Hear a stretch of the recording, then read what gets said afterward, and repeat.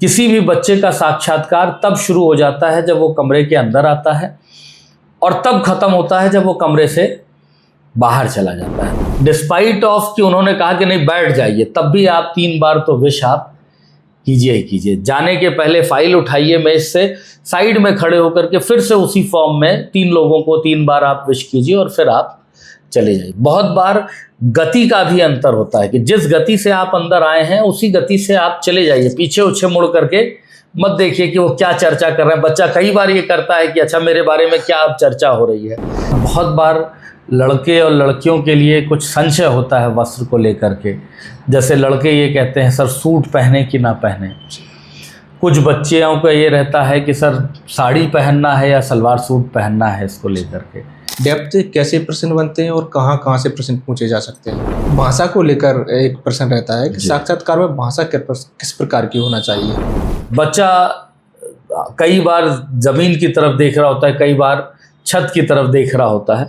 तो eye movement के संदर्भ में यह माना जाता है प्रोटोकॉल कि इस टेबल के नीचे आपका आँख नहीं जानी चाहिए और इंटरव्यू लेने वाले के सर के ऊपर आपकी आँख नहीं जानी चाहिए। बैठने की मुद्रा में शोल्डर्स हमेशा ऊपर होने चाहिए ताकि वो आपके कॉन्फिडेंस को बताए। कई बार जानबूझ के ऐसे प्रश्न पूछे जाते हैं जिसमें उन्हें पता होता है कि ये बच्चा उत्तर नहीं दे पाएगा और बच्चे को लगता है मैंने 2 सॉरी बोला, इस वाले में तो कुछ ना कुछ बोलना ही है। तो 3 से 4 सेकंड का पॉज हर उत्तर में, चाहे आए या ना आए, उसको लेना चाहिए। उससे उत्तर रटा हुआ भी नहीं लगता है और आपको थोड़ा सा समय भी मिल जाता है कि आपने सोचा है। तुक्केबाजी में नहीं बोला। तुक्केबाजी में नहीं बोला। दूसरी चीज, जितना पूछा जाए उतना ही आपको उत्तर देना चाहिए, क्योंकि एक प्रश्न से सदैव 3 प्रश्नों की टेंडेंसी होती है। आपने एक साथ सब बोल दिया तो उसे पता है कि इसका रटा है, आप 2 प्रश्न आप रोक दोगे।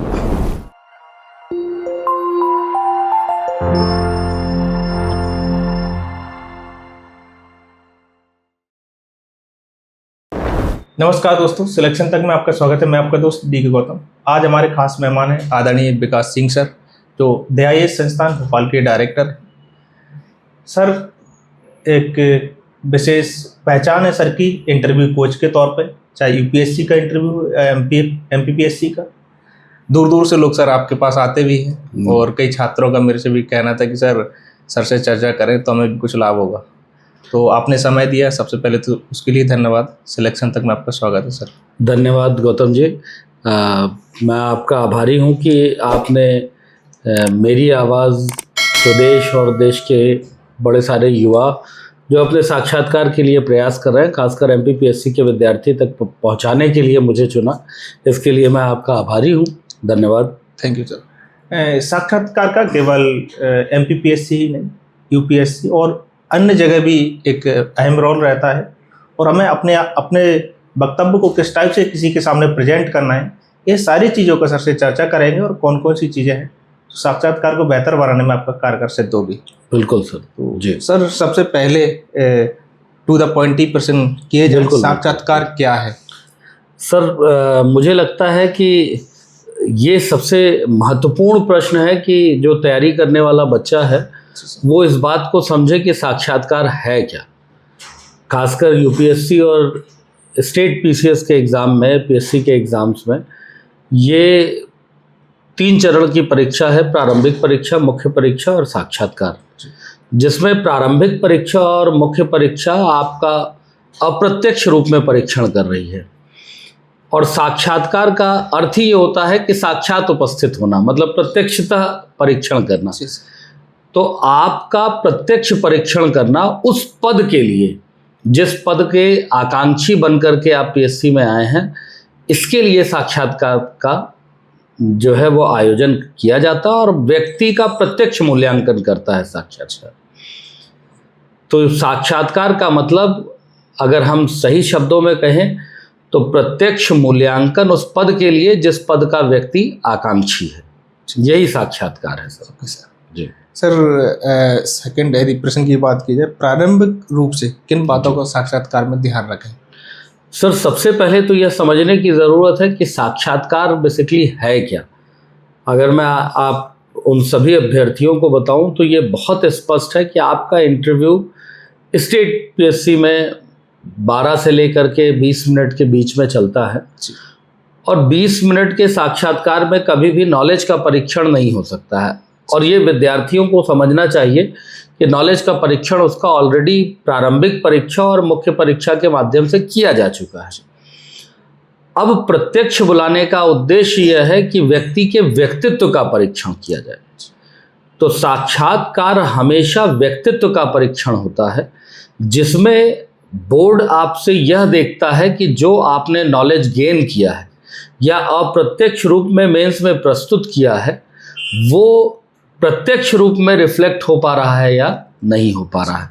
आपकी किसी विषय पर किस प्रकार की संवेदनशील सोच है, आप किसी प्रश्न को किस तरीके से हैंडल कर रहे हैं, व्यक्तित्व में क्या सकारात्मक पक्ष हैं, क्या नकारात्मक पक्ष हैं, तनाव में आपका परफॉर्मेंस कैसे होता है, ये सारे पक्ष जो है प्रत्यक्ष बुला करके परीक्षण किए जाते हैं।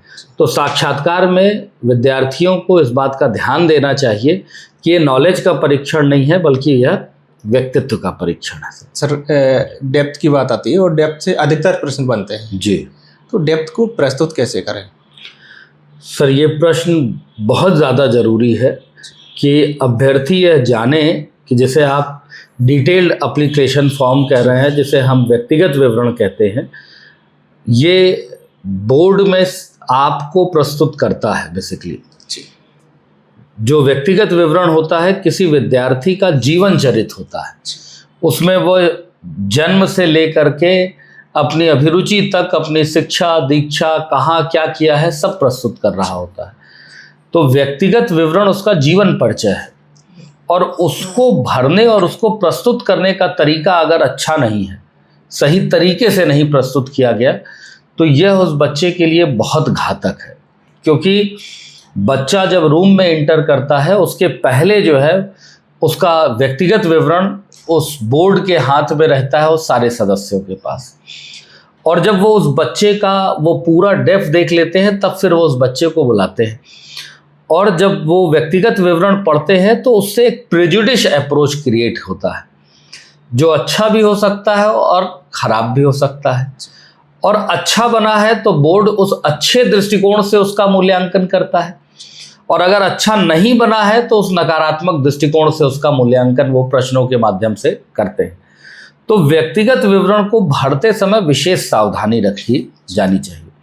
पहली चीज़ तो चूँकि मध्य प्रदेश पीएससी का अभी हाल फिलहाल में 23 और 24 का साक्षात्कार है, तो जिन बच्चों ने व्यक्तिगत विवरण भेज चुके हैं पहले, और जिन्हें अभी दोबारा साक्षात्कार के लिए जाने में ले करके जाना है, उनके लिए ज़रूर मैं एक बात कहूँगा कि व्यक्तिगत विवरण को बहुत अच्छी तरीके से प्रस्तुत करें। पहली चीज़, राइटिंग बहुत अच्छी होनी चाहिए। अच्छी का मतलब रीडेबल होनी चाहिए, उसमें मात्रात्मक दोष नहीं होने चाहिए, उसमें कई जगहों पे काटा जाता है वो नहीं होना चाहिए। और व्यक्तिगत विवरण हिंदी में चूँकि प्रस्तुत किया गया है, तो वहाँ लिखते समय उसको हिंदी में ही पूरा भरा जाना चाहिए। इस बात को ज़रूर ध्यान में बच्चे को रखना चाहिए। सर, यहाँ पे एक मैं प्रश्न पूछ रहा हूँ आपसे कि व्यक्तिगत विवरण है जिसमें से आप किसी की राइटिंग ठीक नहीं, जैसे आपने राइटिंग की बात की, तो किसी दूसरे व्यक्ति से भरवाइए? बिल्कुल भरवा सकते हैं सर। याद रखिएगा कि आपका जो सूचना है वो इम्पॉर्टेंट है, आपकी राइटिंग इम्पॉर्टेंट नहीं है। सो कहीं पीएससी में ये नहीं लिखा है कि व्यक्तिगत विवरण बच्चे को स्वयं अपनी राइटिंग में भरना चाहिए। बहुत सारे इंग्लिश मीडियम के बच्चे होते हैं जिनकी हिंदी की राइटिंग अच्छी नहीं होती है, तो वो किसी दूसरे से भरवा लें, क्योंकि उसका भी एक इम्पैक्ट पड़ता है। कई बार बोर्ड के मेंबर आपका व्यक्तिगत विवरण देख करके सबसे पहले ये कहते हैं कि आपकी राइटिंग बहुत अच्छी है। सर, एक और प्रश्न रहता है बच्चों का, डेप्थ कैसे प्रश्न बनते हैं और कहाँ कहाँ से प्रश्न पूछे जा सकते हैं? देखिए, ये आपने व्यक्तिगत विवरण से बहुत ही महत्वपूर्ण प्रश्न पूछा है कि तैयारी करने वाले बच्चे को ये पता होना चाहिए कि कहाँ कहाँ से प्रश्न पूछा जा सकता है। तो पहला जो आजकल अगर हम बात करें तो बोर्ड में बच्चे के जाते ही उसका नाम, उसका रोल नंबर और उसका आधार नंबर, कई बार वो क्रमांक भी पूछ लेते हैं। तो बच्चों को अपना रोल नंबर और आधार नंबर तो ज़रूर स्पष्ट रूप में याद होना चाहिए, क्योंकि पहला प्रश्न बहुत बार ये पूछा जाता है कि बैठिए, आप अपना नाम, अपना पता और अपना आधार नंबर और रोल नंबर बता दीजिए। तो ये तो ज़रूर पूछ रहे हैं, लगातार ही पूछा जा रहा है। अगर किसी का कोई विशिष्ट नाम हो तो उस नाम का अर्थ और व्यक्तित्व, जैसे किसी का कोई नाम रखा गया है तो उससे ख्याति प्राप्त जो व्यक्तित्व हो, या उस नाम का कुछ अर्थ है तो अगर वो व्यक्तित्व है कि नहीं है, इस तरीके के प्रश्न भी वहाँ पर बनते हैं। इसके बाद जो जन्म स्थान है उसका कई बार मूल स्थान जन्म स्थान अलग होता है। तो मेरा एक अनुरोध ये है कि चूँकि कहीं बर्थ सर्टिफिकेट नहीं पूछा जाता है आपसे पूरी परीक्षा में, तो डिस्ट्रिक्ट अगर हैं तो बेहतर है कि आपका मूल स्थानीय जन्म स्थान बना दीजिए, ताकि आपको 2 जिले तैयार करने नहीं पड़ेंगे। तो वहाँ से भी प्रश्न बनते हैं। आयु ओरिएंटेड प्रश्न भी होता है वहाँ पर कि अगर किसी बच्चे की आयु अधिक है और उसका विवाह नहीं हुआ है तो ये पूछते हैं कि आखिरकार आपने विवाह क्यों नहीं किया है। वो कहते हैं कि विवाह एक जैविक पक्ष है और आपका एक व्यावसायिक दृष्टिकोण जो है तैयारी का प्रक्रम है। कई बार 32 साल 34 साल 35 साल का बच्चा या बच्ची जो है अविवाहित होती तो पूछते हैं आपने विवाह क्यों नहीं किया। तो वहाँ से भी प्रश्न पूछा जाता है। बहुत कम संभावना होती है कि किसी बच्चे की जाति से संबंधित प्रश्न पूछा जाता हो। तो सामान्यतया जाति आधारित प्रश्न पीएससी या यूपीएससी में नहीं पूछे जाते हैं। एड्रेस में कुछ विशिष्ट हो तो उसको ध्यान ज़रूर रखना चाहिए कि एड्रेस में अगर विशिष्ट है कुछ तो उससे संबंधित जो है, जैसे कई बार श्री राम कॉलोनी आ जाती है, अयोध्या नगर आ जाता है, साकेत आ जाता है, तो कई बार भगत सिंह वार्ड आ जाता है। तो इस तरीके से अगर कोई नाम है, क्योंकि बोर्ड कोई प्रेजुडिश अप्रोच लेकर के नहीं बैठा है कि इस बच्चे से हमें ये पूछना है, तो कई बार वहाँ से वो प्रश्न जो है बनते हैं। उसके पते में अगर कुछ विशेष दिया है तो वहाँ पर, ठीक सर। उसके अतिरिक्त बहुत इम्पॉर्टेंट पक्ष आ जाता है उसका एकेडमिक करियर, क्योंकि आपको पता है कि आज पीएससी में यूपीएससी में एकेडमिक लोग ज़रूर अनिवार्यतः बैठाए जाते हैं। अभी एमपीपीएससी में सारे मेंबर्स जो है वो प्रोफेसर्स हैं, तो एकेडमिक पक्ष को बहुत बल दिया जाता है। और हम जानते हैं कि पीएससी की एक लंबी प्रक्रिया है। कई बार 17 से कोई बच्चा तैयारी कर रहा है, उसने अपने अध्यापन का पक्ष रोक रखा है, तो सबसे पहले पूछते हैं 17 के बाद क्या कर रहे हो। अगर किसी ने इंजीनियरिंग किया, उस क्षेत्र में नौकरी नहीं किया, तो पूछते हैं कि तुमने इंजीनियरिंग करने के बाद नौकरी क्यों की। अगर तुम्हें इंजीनियरिंग की नौकरी नहीं करनी थी तो इंजीनियरिंग क्यों कर लिया। कई बार लोग स्ट्रीम चेंज करते हैं, बीएससी के बाद पता लगा एमए इतिहास कर लिया, तो वहाँ से प्रश्न पूछते हैं और वहाँ से प्रश्न पूछा जाता है। अब बच्चे के साथ समस्या ये होती है कि सब्जेक्टिव पार्ट उसने एक लंबे अध्ययन से छोड़ रखा है, तो उसको कितना हम तैयार करें।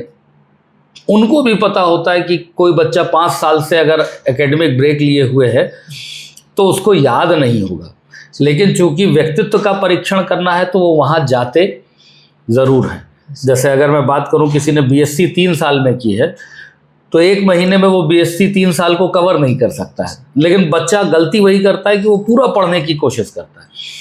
उसको कोशिश करनी चाहिए कि जो बेसिक है उस सब्जेक्ट का वो ज़रूर तैयार कर ले। जो कंटेम्प्रेरी है, जो आज काफ़ी प्रासंगिक है, अगर उसके विषय से संबंधित समसामयिक रूप में थोड़ा चर्चा में है तो उसको ज़रूर तैयार कर ले। तो एक प्रश्न तो ज़रूर उसका एकेडमिक करियर से पूछा जाता है, एक पार्ट ज़रूर है। मतलब अगर इंटरव्यू 12 मिनट का चला है तो किसी बच्चे से पूछेंगे तो वो कह देगा कि हाँ, हमारे सब्जेक्टिव पार्ट से 3 मिनट 5 मिनट का प्रश्न चला, और कई बार तो पूरा का पूरा सेशन उसके सब्जेक्टिव पार्ट पर चला जाता है। उसके बाद पक्ष आ जाता है जहाँ उस बच्चे के द्वारा अगर कोई रोज़गार किया गया है या कोई रोज़गार छोड़ दिया गया है या कोई रोज़गार कर रहा है, तो उस जगह से प्रश्न पूछा जाता है। कौन सी योजनाएं चल रही हैं, क्या दायित्व निभा रहे हैं, आपका जो रोज़गार है वो प्रशासनिक सेवा में कैसे काम आएगा। जैसे अगर आज हम बात करें तो पटवारी पद पर चयनित बहुत सारे बच्चे पीएससी का इंटरव्यू दे रहे हैं, तो कहते हैं कि पटवारी क्यों बन गए। फिर पटवारी के इन डेप्थ नॉलेज वो पूछ रहे होते हैं क्योंकि उसका बहुत सारा कर्तव्य दायित्व है। फिर वो कहते हैं पटवारी पद अगर एसडीएम बन जाओगे तो उसकी क्या, यहाँ से सीखे हुए पक्षी की क्या भूमिका है। इस तरीके के प्रश्न बनते हैं। अगर कोई बच्चा स्पोर्ट्स में स्किलफुल रहा हो, स्टेट या नेशनल लेवल पर खेला है, क्योंकि वहाँ से कॉलम है, कई बार वहाँ से भी प्रश्न बनते हैं। एनसीसी एनएसएस अगर उसने कंप्लीट किया है, ABC सर्टिफिकेट है उसके पास, तो वहाँ से प्रश्न बनता है।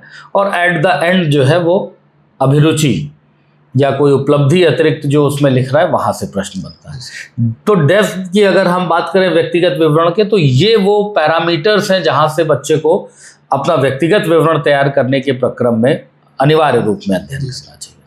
सर, इसमें 2-3 जगह ऐसी हैं कि जहाँ पे बच्चे फंस जाते हैं आखिरकार जी।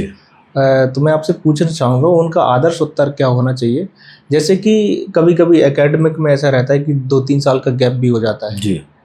तो फिर उस जगह यदि वहाँ पे पूछा गया कि इतने दिनों से आप क्या कर रहे थे, इतना समय कहाँ, तो उस वक्त क्या आदर्श उत्तर देना चाहिए, क्या रीजन देना चाहिए? देखिए, हर चीज़ का कोई ना कोई कारण होता है, लेकिन आदर्श उत्तर देना कभी भी बहुत अच्छा नहीं है। ठीक, हम ये जानते हैं कि एक लंबे PSC या UPSC की प्रक्रिया एक लंबी प्रक्रिया है, जिसमें बच्चा बहुत समर्पित होकर के प्रयास करता है। कुछ विलम्ब बच्चे की तरफ से होता है, जहां वो लर्न करके अपना इम्प्रूवमेंट करके साक्षात्कार तक और चयन की प्रक्रिया तक पहुंचता है। कई बार प्रीलिम्स ही नहीं निकल रहा होता, कई बार मेंस नहीं निकल रहा होता है, कई बार PSC के कारण से डिले हो जाता है। जैसे हम देख रहे हैं 23 का इंटरव्यू 25 में आयोजित हो रहा है, आपने देखा है 19 वाला अभी 23-24 में जा कर के फाइनलाइज हुआ है। तो कई बार PSC के थ्रू वो आता है विलम्ब।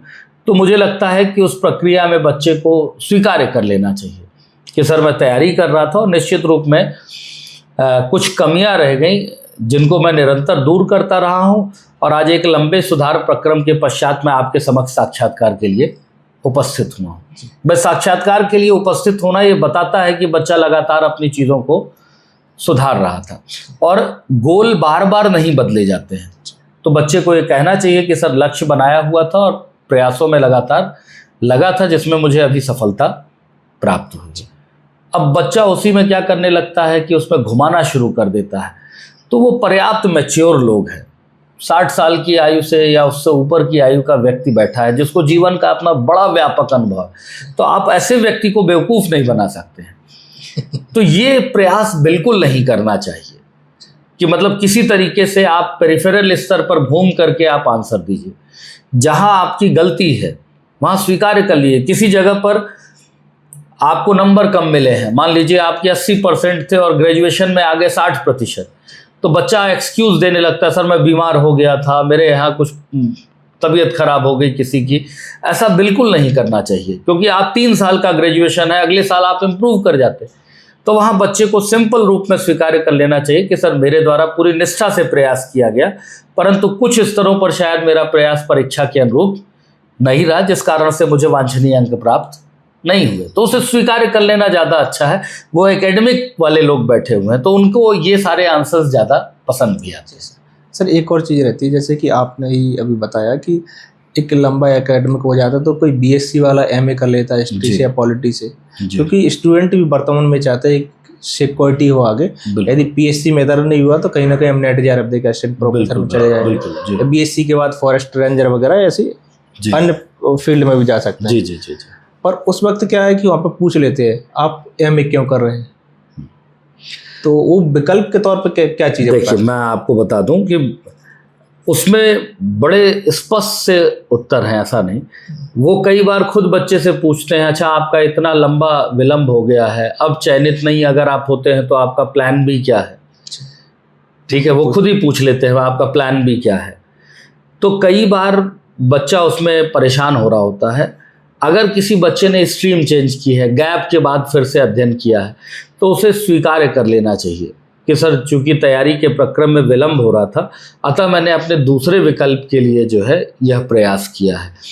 कोई कर लेता है आपका ये MSW कर ले रहा है, कोई MA कर ले रहा है, कोई नेट क्वालिफाई कर ले रहा है, तो उसको द्वितीय विकल्प के रूप में उसे स्वीकार कर लेना चाहिए। अब जैसे BSc वाला MA कर रहा है, तो उसका बहुत स्पष्ट सा उत्तर है कि सर चूंकि तैयारी के प्रक्रम में ह्यूमैनिटीज़ के सब्जेक्ट मेरे द्वारा अध्ययन किए जा रहे थे, और तैयारी एक समर्पण मांगती है, और प्रायोगिक विषयों के साथ जो है तैयारी का प्रक्रम चुनौतीपूर्ण हो जाता है। इसलिए मेरे द्वारा जो है मानविकी के विषयों का चयन करके अपने द्वितीय विकल्प का सृजन किया गया है, तो उनको भी एक ग्राह्य होता है। और आज तो नई शिक्षा नीति आपको इंटरडिसिप्लिनरी अप्रोच को अध्ययन में अवसर भी दे रही है, तो आज कहीं ऐसी चुनौती है नहीं।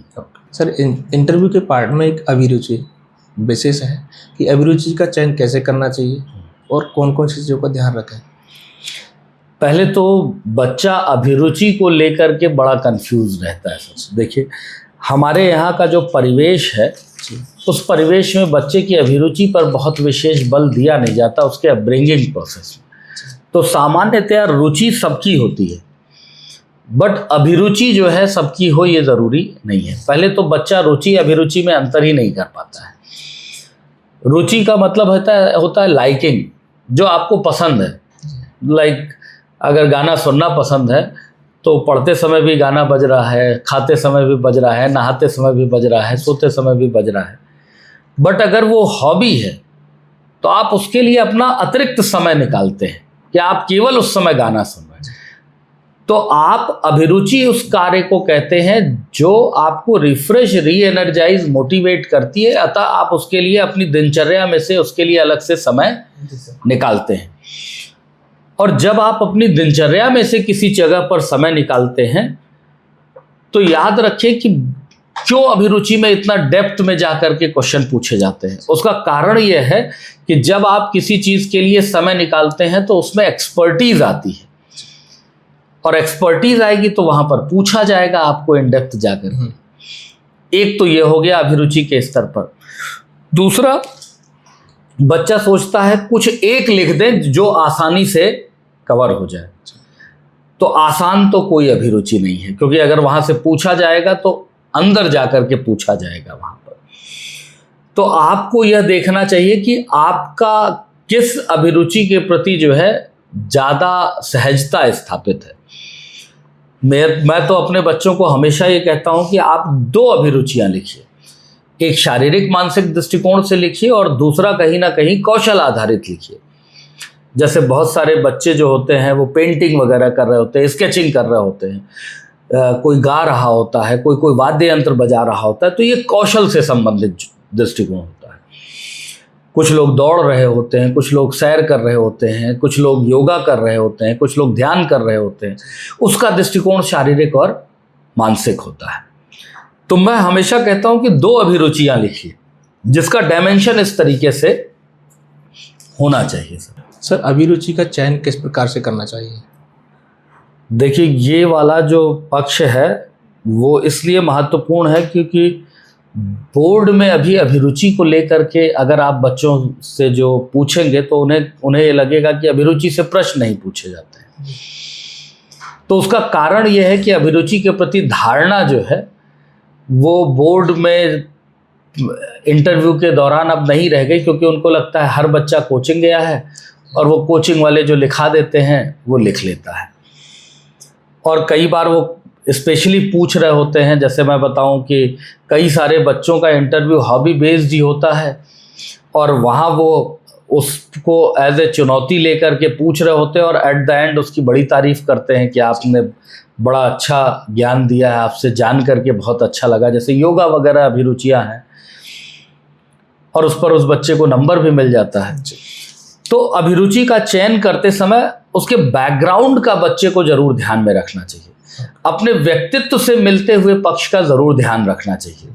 अगर वो इसका ध्यान नहीं रख रहा है तो ये उसके लिए बैकफायर कर जाएगी अभिरुचि। जैसे आज अगर हम बात करें तो लड़का, अगर कोई यूथ जो है, पुरुष जो है वो साइकिलिंग अभिरुचि लिख देता है, लड़कियां स्पोर्ट्स में बैडमिंटन लिख दे रही हैं, तो आप ये समझिएगा कि ये अर्बन सेटलमेंट की थोड़ी इलीट, तैरना कुछ लोग डाल देते हैं, ऐसी इलीट अभिरुचियां हैं। अब जैसे बैडमिंटन की अगर हम बात करें तो एक तो वो वेस्टर्न स्पोर्ट्स का पार्ट है प्लस एक्सपेंसिव स्पोर्ट्स है। एक शटलकॉक 300 रुपए की आती है, आप बेरोजगार हैं और पता लगा इतना महंगा आप शौक भी कर रहे हैं। फिर साइकिलिंग जब आदमी कहता है तो आज भी हमारे देश में साइकिलिंग परिवहन का ही माध्यम है। शहरों में लोगों ने साइकिलिंग को अपने स्वास्थ्य और व्यायाम की दृष्टिकोण से अपना रखा है। आपका बैकग्राउंड पता लगा, पिताजी कृषि कर रहे हैं और आप कह रहे हैं मेरी अभिरुचि सिनेमा देखना है। आप समझ रहे हैं? तो आपको अपना बैकग्राउंड देखना चाहिए, आपको अपने व्यक्तित्व का परीक्षण करना चाहिए और उसके बाद अभिरुचियों को लिखना चाहिए। बहुत सारी अभिरुचियां हैं, प्रेरक प्रसंग पढ़ना भी अभिरुचि है, वृद्धों से बात करना भी अभिरुचि है, खाना बनाना लोग लिख देते हैं कि खाना बना लेते हैं, फिर पूछिए क्या बनाते हैं तो कहते हैं जो घर में बन रहा है वो बना लेते हैं। तो मैंने कहा कि एक्सपर्टीज़ वहाँ पर जुड़ी हुई है, तो खाना बनाना वहाँ एक्सपर्टीज़ का विषय हो जाता है। तो बेहतर है कि आप किसी क्षेत्र विशेष के पारंपरिक भोजन को बनाएं, जैसे बघेलखंड, बुंदेलखंड, मालवा के जो पारंपरिक भोजन है। आपको ये कोशिश करनी है कि ऐसी अभिरुचि में मेंशन करें जो उनको उनके बचपन में ले आए। अगर खाना बनाना अभिरुचि है तो पारंपरिक भोजन के आप नाम लीजिए ताकि जो उनको उनकी माँ के बनाए हुए भोजन तक पहुंचा दें। तो अभिरुचि के चयन में बच्चे को इन बातों का जरूर ध्यान, कल्चर से भी वो चीज़ जुड़, बिल्कुल सर, बिल्कुल ध्यान रखना चाहिए। बहुत बार बच्चे को ये लगता है कि हम जितना प्रोग्रेसिव शो करेंगे हमारा इंटरव्यू उतना अच्छा जाएगा, ऐसा है नहीं। हमें अपने व्यक्तित्व के संतुलन पर विशेष ध्यान रखना जाना। भाषा को लेकर एक प्रश्न रहता है कि साक्षात्कार में भाषा किस प्रकार की होना चाहिए? बिल्कुल, आपने बहुत अच्छा प्रश्न किया है, क्योंकि दो माध्यम हैं हमारे यहाँ पीएससी या यूपीएससी की हम बात करें, एक इंग्लिश है और दूसरा हिंदी।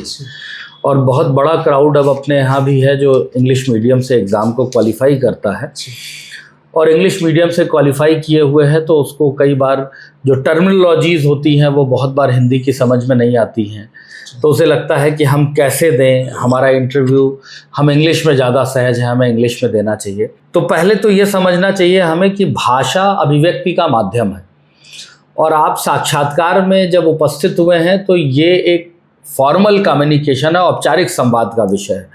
और औपचारिक संवाद के लिए आपकी भाषा बड़ी परिष्कृत होनी चाहिए, बड़ी रिफाइंड होनी चाहिए, क्योंकि भाषा का प्रभाव तो व्यक्ति पर पड़ता ही है। तो भाषा पहली चीज़ परिष्कृत होनी चाहिए। माध्यम आपका सामान्य रूप में अंग्रेज़ी नहीं होता, हिंदी होता है आपके इंटरव्यू में, क्योंकि आप देख रहे हैं कि व्यक्तिगत विवरण से संबंधित अन्य फॉर्म भी सारे हिंदी, और मध्य प्रदेश हिंदी भाषी राज्य है। तो इंग्लिश में नॉर्मली आपके इंटरव्यू रन नहीं होते हैं। कई बार ये होता है कि इंग्लिश मीडियम का बच्चा अगर कोई है और वो देखते हैं तो कुछ मेंबर उससे इंग्लिश में भी क्वेश्चन पूछ लेते हैं, लेकिन पूरा इंटरव्यू कभी इंग्लिश मीडियम में नहीं होता है भाषा के स्तर पर। तो बच्चे को अपनी हिंदी पर थोड़ा सा कमांड करना चाहिए भाषागत स्तर पर। अगर उसे बातचीत में इंग्लिश की टर्मिनोलॉजी उसे पता है तो उसे डिलीवर कर देना चाहिए, उसमें कोई संशय नहीं रखना चाहिए। वो इंग्लिश में, मतलब ए काइंड ऑफ इंग्लिश में भी उन चीज़ों को प्रस्तुत कर सकता है। लेकिन इस बात का ज़रूर ध्यान रखना चाहिए कि वो कभी भी बोर्ड के मेंबर से ये ना कहे कि सर आप इसको इंग्लिश में बता दीजिए, मेरा मीडियम इंग्लिश है, मैं हिंदी में नहीं जानता हूँ, क्योंकि वो वहाँ प्रतिक्रिया दे देते हैं। वो तुरंत कहते हैं कि मध्य प्रदेश हिंदी भाषी राज्य है, आपको बहुत सारे ग्रामीण अंचल में जाकर के अपना दायित्व निभाना है, अगर आप हिंदी में सहज नहीं तो आप कम्युनिकेट कैसे करेंगे। तो कोशिश करनी चाहिए कि हिंदी की सहजता बच्चे को स्थापित हो। जुड़ रहे हैं वो रूरल एरिया से ही, बिल्कुल जुड़ रहे हैं, आपको काम जा कर के ग्रामीण क्षेत्र में करना है, तो वो ये चाहते नहीं है कि कभी भी कि कोई बच्चा केवल इस बात को शो करे कि वो इंग्लिश मीडियम का है, हिंदी में सहज नहीं है। तो अभ्यर्थियों को अपने इंटरव्यू में भाषागत स्तर पर इंग्लिश के शब्दों का प्रयोग करने में बुराई नहीं है, लेकिन हिंदी पर नियंत्रण जरूर रखना चाहिए।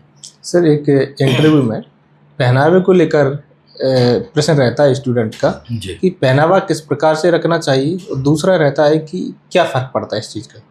बहुत बढ़िया आपने कहा। हम हमेशा जब भी हम यूपीएससी पीएससी ऐसे एग्ज़ाम्स की बात करते हैं तो उनको एक निर्देश होता है कि आपको साइकोलॉजिकल इवैल्यूएशन भी हर अभ्यर्थी का करना है। जब हम साइकोलॉजिकल इवैल्यूएशन की बात करते हैं तो उस जगह उसकी बॉडी लैंग्वेज, उसका जेस्चर, उसका प्रेजेंटेशन, इन सब चीज़ों को ध्यान में रखा जाता है। तो फर्स्ट इम्प्रेशन जो पड़ता है वो बच्चे की बॉडी लैंग्वेज का ही पड़ता है। उसमें पहनावा एक बहुत महत्वपूर्ण भूमिका निभाता है। और हमने कहा कि आप फॉर्मल कम्युनिकेशन के लिए उपस्थित हो रहे हैं तो आपके कपड़े फॉर्मल होने चाहिए। तो बच्चे को फॉर्मल पहन के जाना है। अब बहुत बार लड़के और लड़कियों के लिए कुछ संशय होता है वस्त्र को लेकर के। जैसे लड़के ये कहते हैं सर सूट पहने कि ना पहने, कुछ बच्चियों का ये रहता है कि सर साड़ी पहनना है या सलवार सूट पहनना है। इसको लेकर के हमें इस बात को समझना चाहिए कि फॉर्मल कम्युनिकेशन में ड्रेस फॉर्मल होना चाहिए। तो लड़कों के लिए यह है कि वो फॉर्मल पैंट पहने, फॉर्मल शर्ट पहने, समय के अनुसार वो टाई लगाए, बिल्कुल लगा सकते हैं, टाई लगाना भी चाहिए उनको। और सूट पहनना मतलब ब्लेज़र पहनना या नहीं पहनना वो उनके स्वविवेक पर निर्भर करता है। कई बार गर्मी में बच्चा इंटरव्यू देने के लिए जाता है तो कई बार मेंबर टोक भी देते हैं उनको, अरे इस गर्मी में तुम सूट पहन के आओ, तुमको गर्मी नहीं लग रही? कोचिंग वालों ने कहा होगा कि सूट पहन के जाओ। तो बच्चा तुरंत हकबका जाता है कि सर इसमें क्या मुझे उत्तर करना चाहिए, या ये तो गड़बड़ हो गया, क्योंकि वो डांट रहे होते हैं उस समय कि सूट पहन करके तुम क्यों आए हो। तो वहाँ पर सूट में कोई बुराई नहीं है, उसको ये कह देना चाहिए कि सर एक औपचारिक संवाद के लिए उपस्थित हुआ हूँ जिसमें औपचारिक वस्त्र की आवश्यकता है। और अपने अध्ययन के दौरान से हमें ये बताया गया है कि औपचारिक समय में हमें कहीं ना कहीं ब्लेज़र आदि को धारित करके साक्षात्कार के लिए जाना चाहिए, जिसके लिए मैंने इस वस्त्र का चयन किया है। कपड़े का कलर बहुत सूदिंग होना चाहिए। अगर हम बात करें लड़कों की तो लड़कों के पास ऑप्शन बहुत कम होता है। ब्लू पैंट, ग्रे पैंट, ये कुछ कलर्स हैं। शर्ट में of white, white colour, sky blue shirt के ऑप्शन है। Blazer always blue. इंटरव्यू में ये ध्यान रखना चाहिए ब्लैक कलर का कपड़ा कभी भी पहन करके नहीं जाए। ब्लैक एक नेगेटिव कलर माना जाता है, तो प्रोटोकॉल में ब्लैक कलर को हमेशा अवॉइड करना चाहिए। बेल्ट आपकी फॉर्मल होनी चाहिए, शूज़ आपके लेसेस वाले होने चाहिए, रबर सोल वाले होने चाहिए, फैंसी नहीं होने चाहिए। लड़कियों के स्तर पर मैं हमेशा कहता हूँ कि अगर आप साड़ी में सहज हो तो साड़ी पहन करके जाएं। कॉटन या सिल्क कुछ भी पहन सकते हैं, लेकिन बहुत चमक वाले कपड़े नहीं पहनना चाहिए। और कोई ट्रेडिशनल साड़ी को ऑप्ट करना चाहिए, जैसे बाग प्रिंट हो गया, चंदेरी हो गया, महेश्वर हो गया, उसको ध्यान में रखना चाहिए। और बहुत हील वाले जूते पहन के ना जाए। जूतों में कट कट की जो आवाज़ होती है वो अच्छा नहीं माना जाता है। तो कोशिश करना चाहिए कि कम हील वाले, प्लेटफॉर्म उनका जो है ज़्यादा ऊंचा नहीं होना चाहिए, और रबर सोल के जूते पहन के जाएं। ऑर्नामेंटल चीज़ें जो है अवॉइड करें, बहुत सारी ज्वेलरी वगैरह धारित ना करें। इसका ध्यान में ज़रूर रखना चाहिए अपने वस्त्रों के स्तर पर। सर जो आपने बोला कि बाग प्रिंट इस टाइप की साड़ी है, जब मैंने भी देखा, मतलब 2-3 साल में जो साक्षात्कार के जो बच्चों से मैंने चर्चा की, कभी कभी वो साड़ी से लेकर वही प्रश्न पूछ लेता, आप किस प्रिंट की साड़ी पहने, उसके बारे में कुछ बताइए। जी, तो ये अच्छा है कि आप अगर कुछ पहन के जा रहे हैं तो आपको पता है कि उसके बारे में पता होना चाहिए। हमें इस बात को समझना चाहिए, जैसे मैं व्यक्तिगत विवरण पर बल दे रहा था, अभी आपने साड़ी की बात की, हमें ये पता है कि यहाँ से प्रश्न पूछे जा सकते हैं। सो हम इंटरव्यू के पहले अपने प्रश्न ये तैयार कर सकते हैं। अपार्ट फ्रॉम दीज प्लेसेस कहाँ से क्या पूछा जाए वो तो रैंडम है। तो बच्चों को ऐसी चीज़ें ज़रूर प्रिपेयर करके वहाँ जाना चाहिए, क्योंकि एक प्रश्न आपका कम से कम 1.5 से 2 मिनट लेता है, और 12 से 15 मिनट अगर इंटरव्यू चल रहा है और तैयार प्रश्न पूछा जा रहा है तो वो एक सकारात्मक पक्ष आपका इंटरव्यू के बोर्ड के समक्ष प्रस्तुत कर रहा है। तो एक क्षेत्रीय जो मंदिर है उन पर भी वो जो प्रश्न पूछ रहा है, कोई रीवा के एक लड़के से पूछा था जी कि आपके रीवा में मतलब सुप्रीम कोर्ट और हाई कोर्ट मंदिर है, एक को सुप्रीम कोर्ट बोला जाता है, एक हाई कोर्ट, वो कहाँ पर स्थित है और आप कभी गए? हमने आपसे कहा कि ज़िले से संबंधित तो ज़रूर तैयारी होनी चाहिए, क्योंकि वहाँ से प्रश्न बनते हैं। तो ज़िले की अगर हम बात करें तो ज़िले में कहाँ से प्रश्न बनते हैं ये मैं बच्चों को बता देता हूँ ताकि वो तैयार करें। जैसे ज़िले की डेमोग्राफी क्लियर होनी चाहिए, क्षेत्रफल, जनसंख्या घनत्व, साक्षरता दर, अनुसूचित जाति जनजाति का प्रतिशत, ये सब ज़रूर तैयार होना चाहिए। इसके अलावा जो ख्याति प्राप्त व्यक्तित्व रहे हैं उनको पता होना चाहिए। दर्शनीय पर्यटन स्थल उसे पता होना चाहिए। उसके यहाँ कौन कौन से खनिज पाए जा रहे हैं ये पता होना चाहिए। नदियों का कौन कौन सा विस्तार है। कोई अगर महत्वपूर्ण राष्ट्रीय राजमार्ग गुजर रहा है तो उसे स्पष्ट होना चाहिए, कौन से महत्वपूर्ण संस्थान हैं वहाँ पर वो उन्हें पता होना चाहिए, उनके ज़िले में कौन एसपी और कौन कलेक्टर हैं इसकी जानकारी उनको होनी चाहिए। तो ये मौलिक जानकारी ज़िले की हर बच्चे को अपने साक्षात्कार के स्तर पर ज़रूर होनी चाहिए, क्योंकि एक स्तर पर वो ज़िले से संबंधित प्रश्न पूछते हैं और आजकल तो वो ओडीओपी भी पूछ रहे हैं। बिल्कुल, ये क्या विशिष्ट है, जैसे रीवा में सुंदरजा आम अभी आपने कहा, तो सुंदरजा आम से कितने सारे लोग बच्चों से उन्होंने क्वेश्चन पूछा है वहाँ पर। सर मैंने देखा है कि वो तो सब ठीक है, उसके उद्देश्य से पूछ रहा है। बिल्कुल, क्या उद्देश्य है? बिल्कुल, जैसे कि अब प्रीलिम्स एग्जाम में उद्देश्य पूछ रहा है। नहीं सर, उसका कारण ये है कि सिलेबस का पार्ट है, तो बच्चा सिलेबस के पार्ट को मुख्य परीक्षा और प्रारंभिक परीक्षा में जो आपने ज्ञान अर्जित किया है वो पर्सनालिटी में रिफ्लेक्ट हो रहा है, नहीं यही तो साक्षात्कार है। तो जो आपने पढ़ा है उसको वहाँ पर पूछा जा रहा है, उसमें कहीं कोई चुनौती नहीं है, बच्चे को तैयार करना चाहिए वहाँ। सर साक्षात्कार प्रोटोकॉल होता है क्या, और उसे किस प्रकार से ध्यान रखना चाहिए? सर बिल्कुल होता है प्रोटोकॉल, क्योंकि एक अभ्यर्थी वहाँ पर उपस्थित हो रहा है एक महत्वपूर्ण पद के लिए राज्य स्तर के, तो उसका अनुशासन, उसका प्रोटोकॉल प्रस्तुत करता है। तो प्रोटोकॉल का मतलब डू एंड डोंट्स है कि क्या साक्षात्कार में करना चाहिए और क्या साक्षात्कार में नहीं करना चाहिए। किसी भी बच्चे का साक्षात्कार तब शुरू हो जाता है जब वो कमरे के अंदर आता है और तब खत्म होता है जब वो कमरे से बाहर चला जाता है। तो उस दौरान डू एंड डोंट्स तो ज़रूर इम्पॉर्टेंट है सर। जैसे आने के लिए अनुमति मांगी तो उन्हें ग्रीट करना चाहिए। अब 4 मेंबर 5 मेंबर बैठे हुए हैं तो बच्चा सोचता है किसको मुझे विश करना है, 5 को करना है या 1 को करना है। तो सबसे पहले तो चेयर को आपको विश करना है, अर्थात सेंटर में जो चेयरमैन बैठा है उसको विश करना है। आप 5 लोगों को नहीं कर सकते हैं, तो अच्छा तरीका ये होता है एक तरफ राइट साइड में एक तरफ विश कर दीजिए नमस्कार सर, और एक बार लेफ्ट तरफ कर दीजिए नमस्कार सर। अगर कोई महिला बैठी हुई है तो उनके लिए अलग से ग्रीट कर दिए नमस्कार मैडम। अब आदमी ये कहता है कि गुड मॉर्निंग कहें, गुड आफ्टरनून कहें, गुड इवनिंग कहें, तो हमें ये पता है कि बच्चा बहुत तनाव में होता है, उस दौरान बहुत कुछ घबराहट होती है, एंग्जाइटी होती है, बहुत कुछ निकल नहीं पाता है। कई बार बच्चा दिन में जा रहा है गुड मॉर्निंग कर रहा है, ठीक, तो सबसे अच्छा ये है कि नमस्कार कर दीजिए।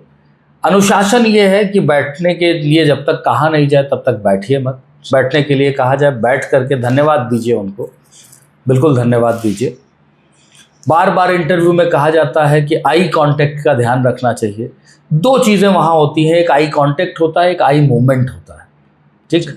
आई कांटेक्ट का मतलब होता है कंसर्न, तो आप अपने उत्तर देते समय जिससे पूछा गया है केवल उसी की तरफ मत देखिए, बल्कि बाकी मेंबर्स की तरफ भी जितना आप में क्षमता हो, जितनी इजीली आप देख सकें उसको आप देखिए। तो वो आपके कॉन्फिडेंस को भी बताता है और कंसर्न को भी बताता है कि मैं आपसे साक्षात्कार में उत्तर दे रहा हूँ। दूसरी चीज़ होती है आई मूवमेंट।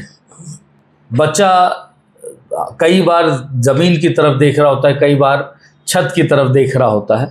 तो आई मूवमेंट के संदर्भ में यह माना जाता है प्रोटोकॉल कि इस टेबल के नीचे आपका आंख नहीं जानी चाहिए और इंटरव्यू लेने वाले के सर के ऊपर आपकी आंख नहीं जानी चाहिए, ठीक। तो ये बताता है कि आपका अनुशासन है, ठीक है।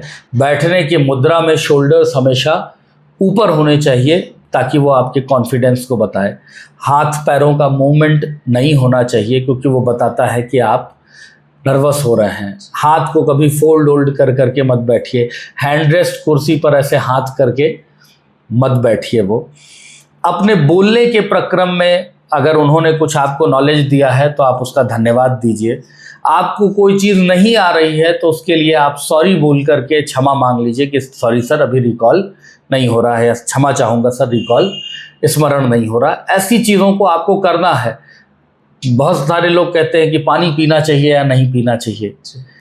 आपके सामने ग्लास रखी रहती है, अगर आपका गला सूख रहा है तो बिना कुछ सी संकोच के आप उनसे पूछ लीजिए कि सर मैं क्या पानी पी सकता हूं, तो आपको बिल्कुल खुद ही कहेंगे कि आप ले लीजिए। आप उठाइए, धन्यवाद दीजिए और फिर रख करके धन्यवाद देके फिर से अपने इंटरव्यू कर लिए। गला सूख रहा है, आप पानी नहीं पी रहे क्योंकि किसी ने कहा है पानी मत पीना तो आपकी आवाज़ ही सही तरीके से नहीं निकलेगी उसमें। तो ये प्रोटोकॉल हैं जिनका बच्चों को ध्यान रखना है। चूँकि हर बच्चा कोचिंग इंस्टीट्यूट से एसोसिएट होके जाता है, प्रोटोकॉल वहाँ बताए जाते हैं। वो कई बार कहते हैं अरे बैठ जाइए, सब तो कोचिंग इंस्टीट्यूट वाले सिखा के भेजते हैं ना। कई बार ये आपको रोकने का प्रयास होता है, लेकिन आपने जो सीखा है तो आपको ग्रीड तो करना ही है ना। तो आपको इन प्रोटोकॉलों का ध्यान ज़रूर रखना चाहिए, डिस्पाइट ऑफ कि उन्होंने कहा कि नहीं बैठ जाइए, तब भी आप 3 बार तो विश आप कीजिए। जाने के पहले फाइल उठाइए मेज से, साइड में खड़े होकर के फिर से उसी फॉर्म में 3 लोगों को 3 बार आप विश कीजिए और फिर आप चले जाइए। बहुत बार गति का भी अंतर होता है कि जिस गति से आप अंदर आए हैं उसी गति से आप चले जाइए। पीछे उछे मुड़ करके मत देखिए कि वो क्या चर्चा कर रहे हैं। बच्चा कई बार ये करता है कि अच्छा मेरे बारे में क्या अब चर्चा हो रही है। तो जिस गति से आए हैं नहीं बता पाइए, अपने व्यक्तित्व में कॉन्फिडेंस मत छोड़िए, क्योंकि व्यक्तित्व का परीक्षण है, कॉन्फिडेंस आपका नहीं छूटना चाहिए। सर जो कोचिंग की चर्चा हुई तो मैं यहाँ पर प्रश्न जोड़ देता हूँ जी कि स्टूडेंट को किस प्रकार की कोचिंग में मौका देना चाहिए और कितनी कोचिंग में मौका देना ठीक रहेगा? देखिए, ये प्रश्न आपने बहुत अच्छा पूछा है। इस सेंस में अच्छा पूछा है क्योंकि आप एक कोचिंग के टीचर से ही आप बात कर रहे हैं। ठीक है, मैं खुद साक्षात्कार के लिए तैयार कराता हूँ।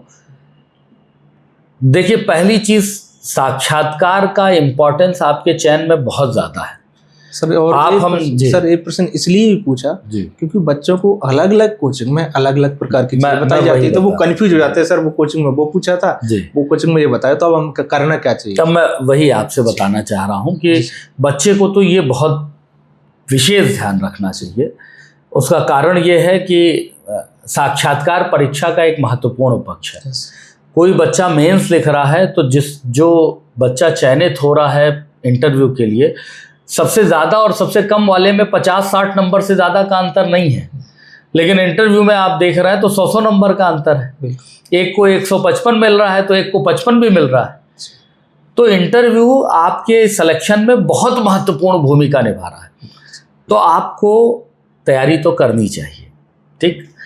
लेकिन सर बच्चे के स्तर पर ये लगता है कि मेरी तैयारी मॉक सेशन से ही होगी, इसके मैं पक्ष में नहीं हूँ। जैसे बच्चा मेंस की टेस्ट सीरीज देता है तो मेंस की टेस्ट सीरीज का उद्देश्य प्रैक्टिस होती है, मेंस की राइटिंग प्रैक्टिस होती है कि टाइम बाउंड लिख पा रहा है कि नहीं लिख पा रहा है, दिमाग और हाथ का एक कोऑर्डिनेशन बना पा रहा है बच्चा या नहीं बना पा रहा है। और वो प्रैक्टिस के लिए अपना मॉक टेस्ट देता है, अपना इवैल्यूएशन कराने के लिए मॉक टेस्ट देता है, अपनी त्रुटि सुधार, अपनी स्पीड सुधार इसके लिए देता है। इंटरव्यू के पक्ष पर मेरा मानना यह है कि बच्चे को केवल मॉक नहीं देना चाहिए, और मॉक तब देना चाहिए जब ये सारे पक्ष उसके तैयार हो जाए। जगह जगह कोचिंगों में मॉक हो रहे होते हैं, हर जगह 3-4 लोग बैठे होते हैं, कुछ चयनित लोग होते हैं, कुछ वरिष्ठ लोग होते हैं, कुछ एकेडमिशियन होते हैं, सबके अपने अनुभव होते हैं। 20 मिनट का मॉक हुआ, वहाँ आपको बता दिया कि आपको इतने नंबर दिए गए और आप में ये कमियां थी। अब वो कमियां लेकर के वो तीसरी जगह फिर चला जाएगा, कमियां सुधरी नहीं है। तो मेरा यह मानना है कि बच्चे को मॉक देना चाहिए, लेकिन तब देना चाहिए जब उसकी बेसिक चीज़ें कम से कम तैयार हो जाए, क्योंकि बहुत बार बहुत जगह पर मॉक देने पर होता यह है कि बच्चे का मोराल भी डाउन हो जाता है। फिर आप जितनी जगह जा रहे हैं आपसे किसी का कोई भावनात्मक संबंध तो हो नहीं रहा, क्योंकि उसी कोचिंग में अगली बार जाएंगे तो हो सकता है मेंबर्स नए बैठे हों, नए तरीके से प्रश्न पूछ रहे हैं, और जो उन्होंने प्रश्न पूछा गया वो वहाँ पूछा जाए ये ज़रूरी नहीं है।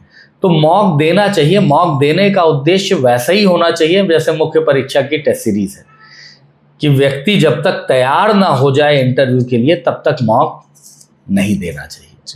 सर एक बोर्ड के विषय में भी चर्चा होती है कि जैसे 4 बोर्ड है, तो स्टूडेंट का एक सोच है कि कोई बोर्ड में ज़्यादा नंबर मिलते हैं, किसी बोर्ड में कम नंबर मिलते हैं जी। इस धारणा को लेकर आप क्या कहेंगे? सर पहली चीज़ तो मैं ये मानता हूँ कि साक्षात्कार में जाने वाले बच्चे को किसी पूर्वाग्रह से प्रभावित नहीं होना चाहिए। जैसे अगर हम बात करें तो 4 मेंबर्स हैं हमारे यहाँ पीएससी में, और चारों मेंबर एकेडमिशियन हैं।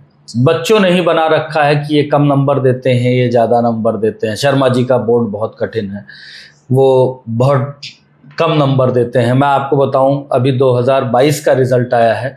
2022 में पूजा उपाध्याय को 155 नंबर मिले हैं, मेरी विद्यार्थी है वो, और उनको 155 नंबर दिए हैं शर्मा सर के द्वारा। तो पूर्वाग्रह नहीं स्थापित होना चाहिए। बहुत बार अलग अलग कम्युनिटी के लोग, अलग अलग वर्ग के लोग बहुत धारणा रखते हैं कि नहीं, इस कम्युनिटी को, इस जाति के लोगों को नंबर नहीं दिया जाता है। ऐसा बिल्कुल भी नहीं है। आप सबका परीक्षण हो रहा है। उस 12 से 20 मिनट के बीच में आप जो परफॉर्म करेंगे, उनको दायित्व दिया गया है विद्यार्थी को चयनित करने का, और उन्हें विकल्प भी दिया गया है कि एक पद पर हम 3 लोगों को बुला रहे हैं, तो जो बेहतर होगा उसको आप चुन लीजिए। तो मुझे ऐसा लगता है कि कोई पूर्व धारणा स्थापित किए बिना जाकर के अपना साक्षात्कार देना चाहिए। हर बोर्ड मेंबर जो है वो आपके परीक्षण कर रहा है, और हर बोर्ड मेंबर आपको नंबर भी दे रहा है। तो बोर्ड सारे अच्छे हैं, क्योंकि कई बार ये नकारात्मक धारणा लेकर के, जैसे शर्मा जी के बोर्ड में जाते ही जो है बच्चे का मोरल डाउन हो जाता है कि अरे ये तो नंबर ही नहीं देंगे, यहाँ तो खत्म होना काम, यहाँ तो खत्म होने का काम है। फिर बच्चा जब चयनित नहीं होता है ना सर, तो सबसे पहले जो परीक्षा अभी दे रहा होता है उसी पर उसका प्रश्न चिन्ह आता है कि शर्मा जी के बोर्ड में गए थे, उन्होंने नंबर नहीं दिए होंगे इसलिए मेरा चयन नहीं हुआ। वो ये भूल जाता है कि हो सकता है कि मेंस में ही आपके कम नंबर हो और इंटरव्यू में उतने नंबर नहीं मिले कि आपको कोई पद मिल सके। तो मैं ये सभी बच्चों से कहूँगा कि सारे बोर्ड बहुत अच्छे हैं, चाहे वो चेयरमैन का बोर्ड हो, चाहे रखवार साहब का बोर्ड हो, चाहे शर्मा जी का बोर्ड हो, चाहे कोष्टी जी का बोर्ड हो। वो उन सबको एक ही दायित्व दिया है कि आप योग्य प्रशासक चुन करके प्रशासनिक सेवा में भेजिए। तो पूर्वाग्रह नहीं रखना चाहिए। हाँ, एकेडमिशियन है इसलिए एकेडमिक पक्षों से उनका जो लगाव है वो स्वाभाविक है। 22-25 साल उन्होंने पढ़ाया है, तो विषयगत स्तर पर उन्हें लगता है कि विद्यार्थियों को उसका अनुभव तो ज़रूर होना चाहिए। सर, जो साक्षात्कार हेतु जो समसामयिक घटनाएं हैं या मुद्दे हैं जी, कौन कौन सी घटनाएं या मुद्दे हैं जिन पर विशेष रूप से चर्चा हो और बच्चों को तैयार करना चाहिए? सर, समसामयिक घटनाओं के संदर्भ में बच्चे की रणनीति बहुत इम्पॉर्टेंट है। अब समसामयिक घटना बेसिकली है क्या? तो जैसे अगर अभी की बात करें तो ऑपरेशन सिंदूर का दृष्टिकोण, पहलगाम का हमला, अभी इराक और इजराइल का विवाद हो रहा है, प्रधानमंत्री हमारे लगातार दौरा कर रहे हैं, सांसदों का दल विदेशों में भेजा गया ऑपरेशन सिंदूर पर भारत का पक्ष रखने के लिए। ये सारी चीज़ें इम्पॉर्टेंट है। बच्चे पढ़ भी रहे होंगे। जिस दिन साक्षात्कार है उस दिन कोई दिवस इम्पॉर्टेंट है, उस दिन का न्यूज़पेपर इम्पॉर्टेंट है, उसके 2-4 दिन पहले तक की न्यूज़ जो है इम्पॉर्टेंट है, क्योंकि वहाँ आने वाला व्यक्ति न्यूज़पेपर बहुत अच्छे से पढ़ करके आता है। हम जैसे अगर हम बात करें तो घर में पिताजी होंगे तो सबसे ज़्यादा न्यूज़ पढ़ रहे होंगे, तो उनकी दिनचर्या ही सुबह के न्यूज़पेपर से शुरू होती है। तो न्यूज़पेपर की रीडिंग बहुत अच्छे से होनी चाहिए। लेकिन समसामयिक विषयों के प्रति दृष्टिकोण बहुत इम्पॉर्टेंट है सर। बच्चा क्या करता है, वो तथ्य कलेक्ट कर रहा होता है, तो समसामयिक मुद्दे पर वो तथ्य तो उनको भी याद नहीं है। कॉन्सेप्चुअल चीज़ें बहुत अच्छे से क्लियर होनी चाहिए। जैसे हम बात करें ऑपरेशन सिंदूर क्या है, तो आदमी कहता है कि पहलगाम हमले की प्रतिक्रिया स्वरूप भारत ने आतंकी जो कैंप थे उन पर हमला किया गया, वो ऑपरेशन सिंदूर था। जबकि उसका एनालिटिकल पार्ट ये है, ऑपरेशन सिंदूर के पहले भी हम सर्जिकल स्ट्राइक किए हैं। अब ऑपरेशन सिंदूर केवल वह प्रतिक्रिया नहीं थी, बल्कि आज ऑपरेशन सिंदूर आतंकवाद के प्रति, प्रायोजित आतंकवाद के प्रति भारत की नीति बन चुकी है। तो दृष्टिकोण, उसके पीछे का कॉन्सेप्ट, ये समसामयिक मुद्दे पर जरूर बच्चे को विकसित करना चाहिए। भाई मोटा अनाज कौन कौन सा है बच्चा ये पढ़ता है, उसे पढ़ना चाहिए कौन कौन सा है और उसका महत्ता क्यों है, क्यों आज उसको जो है फोकस करके बल दिया जा रहा है। तो कॉन्सेप्चुअल चीज़ों को समसामयिक मुद्दे पर थोड़ा ज़्यादा ध्यान दे करके बच्चे को पढ़ना चाहिए। जी सर, साक्षात्कार में अब बच्चे कई कन्फ्यूज रहते हैं, वो अधिकतर फ्रेशर बच्चे जाते हैं जी। उनको लगता है कि किस प्रकार से मूल्यांकन होता है। साक्षात्कार में बोर्ड रहता है, तो मूल्यांकन किस प्रकार से करता है बच्चों को? सर, पहली चीज़ तो ये मैंने आपको बता ही दिया कि बच्चों को ये समझना चाहिए कि साक्षात्कार में व्यक्तित्व का परीक्षण हो रहा है। तो व्यक्तित्व में द्वंद्व नहीं होना चाहिए, डुअलिज्म नहीं होना चाहिए। नर्वस कदापि ना हो। ये सभी से ये अनुरोध है कि व्यक्तित्व का परीक्षण है तो नर्वस नहीं होना चाहिए। जैसे आप जब किसी कोचिंग इंस्टीट्यूट में मॉक दे रहे होते हैं तो वहाँ पर आपके उत्तरों को लिखा जा रहा होता है, वहाँ मार्किंग की जा रही होती है।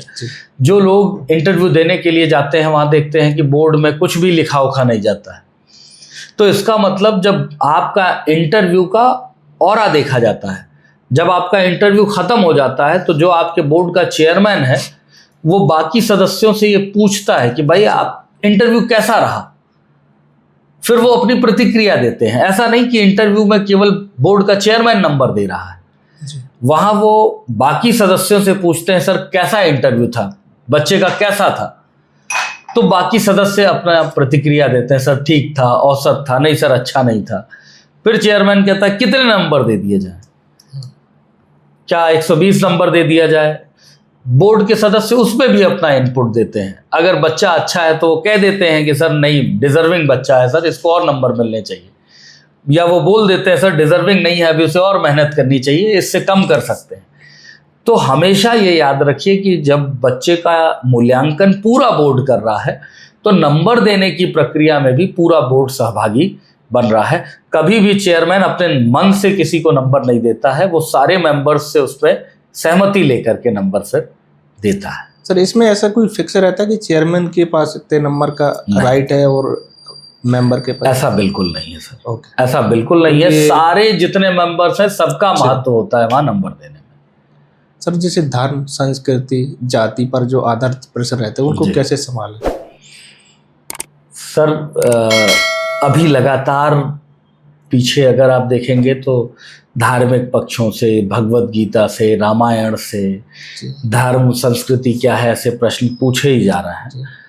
और बच्चों को लगता है कि ये जो पक्ष है वो संघ के लोग बैठे हैं, आरएसएस के लोग बैठे हैं, बीजेपी की सरकार है, इस तरीके की धारणा रखते हैं।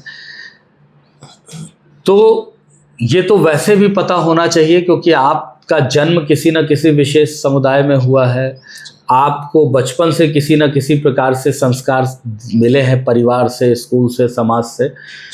तो इसको पूछे जाने का पक्ष यह है कि बच्चे में वो अनुशासन जो समाज से, परिवार से, इस शिक्षण संस्थाओं से मिलना चाहिए वो है कि नहीं है। तो उनका दृष्टिकोण ये नहीं है कि आप उसमें पारंगत हो, आपका दृष्टिकोण धर्म के प्रति क्या है, अपनी सभ्यता संस्कृति के प्रति कैसा है। जैसे छोटा सा एग्जाम्पल दे दूं, LGBTQAI समुदाय है एक हमारे यहाँ जो लगातार अपने हितों की मांग कर रहा है। अब समलैंगिकता ठीक है या नहीं है इसका विषय आता है तो एक लिबरल पढ़ा लिखा आदमी ये कहता है कि साहब ये व्यक्ति की चॉइस है, ये व्यक्ति का चयन का दृष्टिकोण है कि समलैंगिकता उचित है या अनुचित है, और मुझे लगता है कोई समलैंगिक है तो मुझे उससे फर्क नहीं पड़ता। तो ये बिल्कुल सही बात है। तो क्या समलैंगिक विवाह की अनुमति दे दी जाए? आपको फर्क नहीं पड़ रहा है तो दे दी जाए। तो कोई व्यक्ति समलैंगिक है ये उसका व्यक्तिगत पक्ष है, लेकिन समलैंगिक विवाह की अगर अनुमति दी जा रही तो वो सामाजिक दृष्टिकोण से स्थापित हो।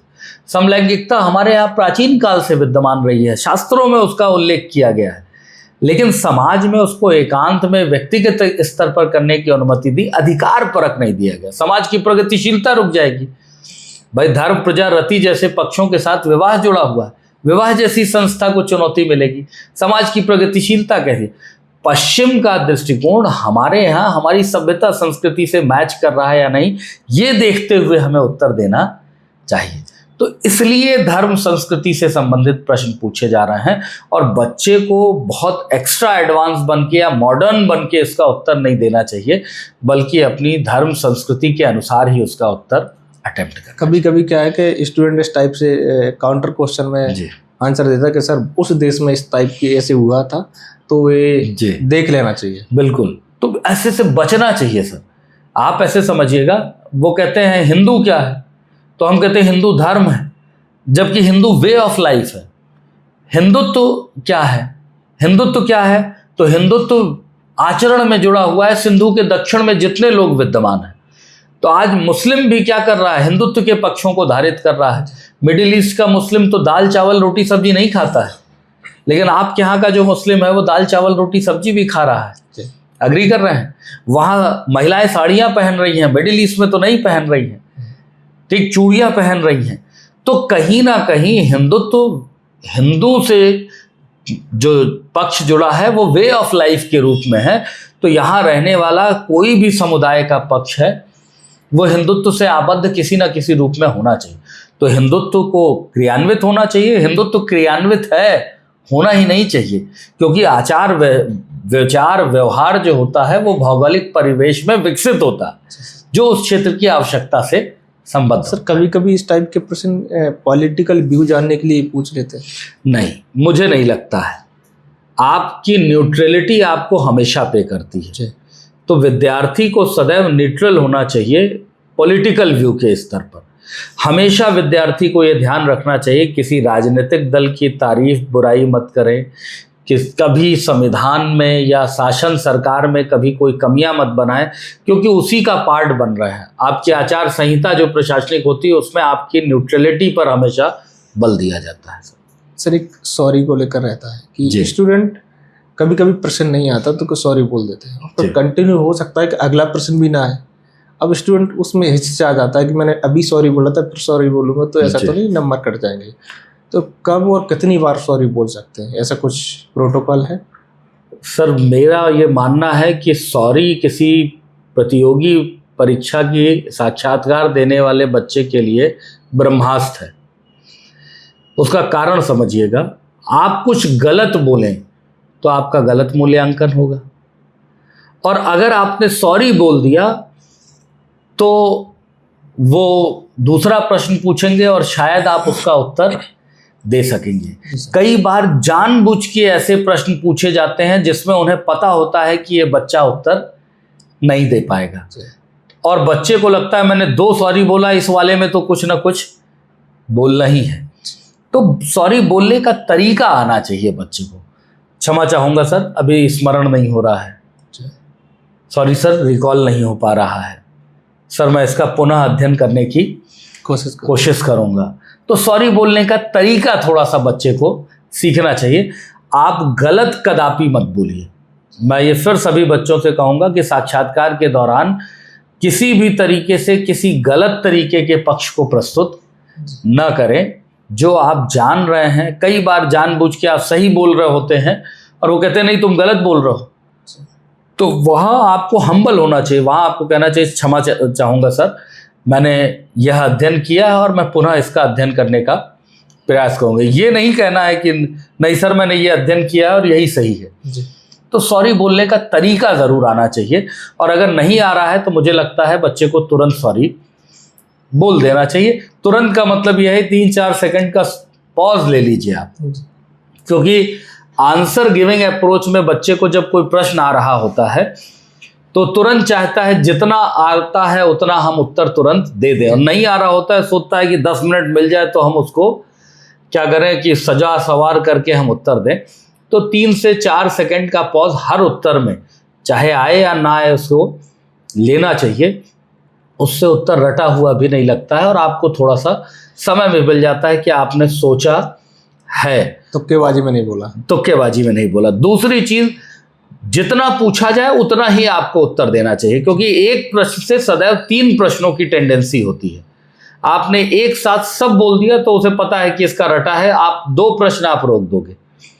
लेकिन अगर आपसे जितना पूछा गया आपने उसका उत्तर दिया तो उससे एक और काउंटर प्रश्न बनेगा, एक और काउंटर प्रश्न बनेगा, फिर उनको ये स्पष्ट होगा कि बच्चे का तैयार है। तब तक 3 मिनट बीत चुका हो और वो सकारात्मक पक्ष इंटरव्यू बोर्ड के समक्ष आपका स्थापित कर चुका हो। कभी कभी 1-2 प्रश्न में ही वो क्या है कि उल जाके खत्म कर देते हैं इंटरव्यू जी, क्योंकि वो काउंटर क्वेश्चन इतने हो जाते हैं फिर वो उलझा देते हैं। बिल्कुल, चलो ठीक है चाहिए। बिल्कुल बिल्कुल होता है सर, 3-3 मिनट के इंटरव्यू होते हैं पीएससी में, ऐसा बिल्कुल नहीं है। तो बच्चे को ये समझना चाहिए कि थोड़ा सा समय लेकर के अपना उत्तर दे, जितना पूछा गया है उतना ही उसे उत्तर देना चाहिए, उससे अतिरिक्त बताने की ज़रूरत उसे नहीं होती है। और मैंने तो सर ये देखा है कि कई स्टूडेंट ऐसे आए जिनसे मेरी तुरंत चर्चा हुई बोर्ड के सामने कि मेरा बहुत अच्छा इंटरव्यू रहा, बोर्ड मेंबरों ने मेरे से वेरी गुड बोला और बहुत खुश थे, मतलब उम्मीद है कि बहुत अच्छा इंटरव्यू रहेगा।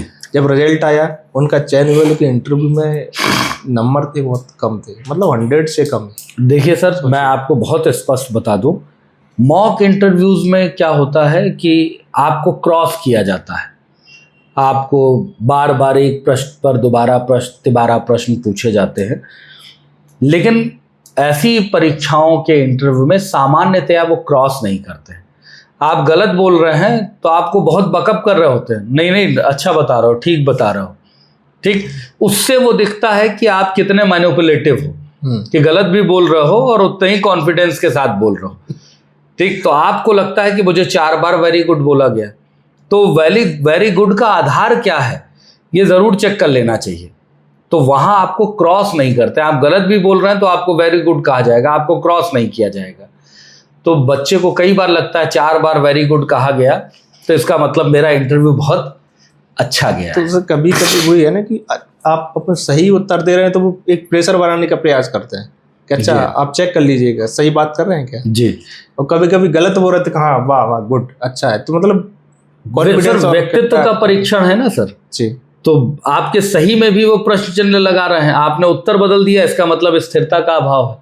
आप गलत में भी वेरी गुड सुन रहे हैं तो आप और ज्यादा आगे बढ़ा रहे हो उस गलत को, तो ये व्यक्तित्व का ड्युअलिज्म शो करता है। तो ये बच्चे को बचना चाहिए। सर साक्षात्कार का चयन में क्या महत्व रहता है और आप इसे किस प्रकार से देखते हैं? सर साक्षात्कार परीक्षा का अंतिम चरण है और परीक्षा का अंतिम चरण है इसलिए सबसे महत्वपूर्ण चरण भी है क्योंकि इसके बाद सीधे चयन होता है। तो मुझे ये लगता है कि साक्षात्कार बाकी परीक्षाओं की तरह ही तैयार किया जाना चाहिए क्योंकि 55 से लेके 155 नंबर तक मिल रहा है। मुख्य परीक्षा में जो बच्चा क्वालिफाई कर रहा है साक्षात्कार के लिए 50 से 60 नंबर का अंतर होता है, जिसको सबसे ज़्यादा नंबर मिले हैं, जिसे सबसे कम नंबर मिले हैं। लेकिन इंटरव्यू में ये नंबर का अंतर तो 100 नंबर का होता है। तो अगर आपका चयन नहीं हो रहा है, इंटरव्यू में अच्छे नंबर मिले, चयन हो जाएगा। चयन हो रहा है, अच्छे नंबर मिल गए तो आपको क्लास 2 मिल जाएगा, आप टॉपर बन जाएंगे। आप देखें जो बच्चे उच्च पदों पर चयनित हो रहे हैं उनको इंटरव्यू में नंबर हमेशा अच्छे मिल रहे होते हैं। तो इस बात का ध्यान रखना चाहिए बच्चों को कि ये अंतिम चरण की तैयारी 1 महीने बहुत ईमानदारी से लग करके करनी चाहिए। अपने व्यक्तिगत विवरण से संबंधित, समसामयिक विषयों से संबंधित, अपने सराउंडिंग्स में घटित होने वाले पक्षों के प्रति बहुत ईमानदारी से तैयार करना चाहिए। बहुत बहुत धन्यवाद सर, आपने इतना समय दिया और आपका आभारी है और बहुत बहुत धन्यवाद आपको, इससे काफ़ी फायदा पहुंचेगा। निश्चित रूप में बहुत बहुत धन्यवाद। मेरी आवाज़ उन युवाओं तक पहुंचाने के लिए जो साक्षात्कार दे रहे हैं, ये आपका यह प्रयास निश्चित रूप में उनको भविष्य में आगे बढ़ाने में काम करेगा और आपको भी सिलेक्शन तक चैनल को भी बहुत बहुत शुभकामनाएं कि आप बच्चों का मार्गदर्शन इसी तरीके से। Thank you sir. यदि आपने अभी तक चैनल को सब्सक्राइब नहीं किया, सब्सक्राइब करें, वीडियो को लाइक और शेयर जरूर करें। Thank you.